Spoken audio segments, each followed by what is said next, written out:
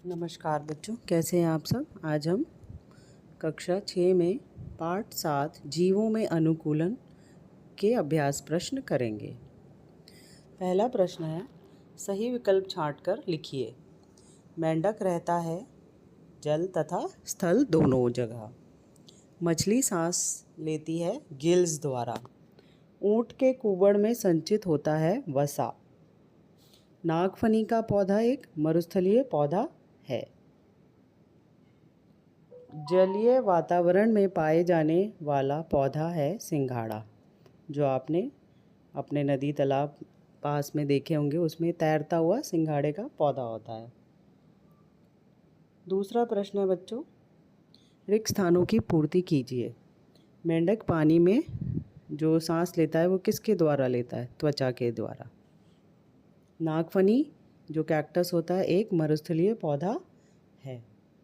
अल्प विकसित जड़ें तथा वायु मृदुतक जलीय पौधों में पाया जाता है। आलू एक भूमिगत तना है, जड़ नहीं है, आलू एक तना होता है।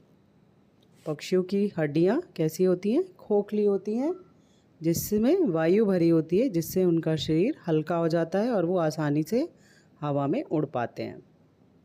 प्रश्न नंबर 3, सही या गलत पर निशान लगाइए। मरुस्थलीय पौधे कोमल तथा कमज़ोर तने वाले होते हैं? बिल्कुल नहीं, वो थोड़े कठोर होते हैं। पक्षियों की हड्डी खोखली तथा वायु से भरी होती है? बिल्कुल सही, जिससे उनका शरीर हल्का हो जाता है और वे उड़ सकते हैं आसानी से। मरुस्थलीय पौधों में जड़ें अल्प विकसित होती हैं?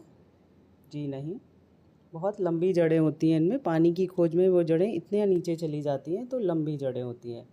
शरीर पर घने तथा लंबे बाल, त्वचा के नीचे वसा की मोटी परत ठंडे प्रदेशों में रहने वाले जंतुओं में वातावरण से अनुकूलन करने में सहायक होती है? जी नहीं। सही जोड़ों का मिलान कीजिए। वायु कोश ये पक्षियों में पाया जाता है। शल्क जितने भी जलीय जीव होते हैं उनमें पाया जाता है, जैसे मछली। मेंढक में पाद जाल होता है। उपचर्म जलकुंभी है। चिड़िया में पंख पाए जाते हैं, जिससे वो उड़ सकते हैं। प्रश्न नंबर 5, अनुकूलन किसे कहते हैं? मरुस्थलीय जीवों में अनुकूलन को संक्षेप में स्पष्ट कीजिए। जीवों के शरीर में वातावरण के अनुसार ढलने के लिए होने वाले परिवर्तन को अनुकूलन कहते हैं। मरुस्थलीय जीव जैसे ऊंट पानी की कमी से बचने के लिए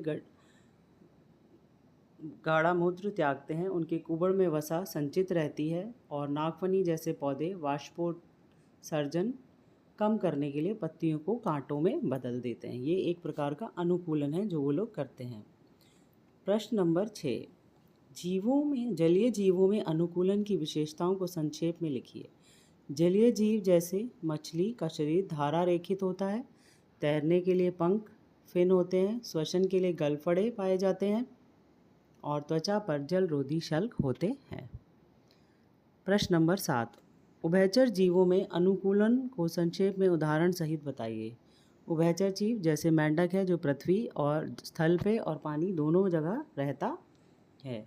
इसमें पानी में तैरने के लिए पाद जाल होता है। त्वचा से श्वसन तथा स्थल पर फेफड़ों से श्वसन करने की क्षमता होती है।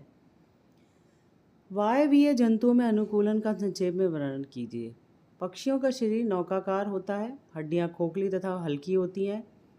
अग्रपाद पंखों में रूपांतरित होते हैं तथा फेफड़ों के साथ वायु कोश जुड़े होते हैं।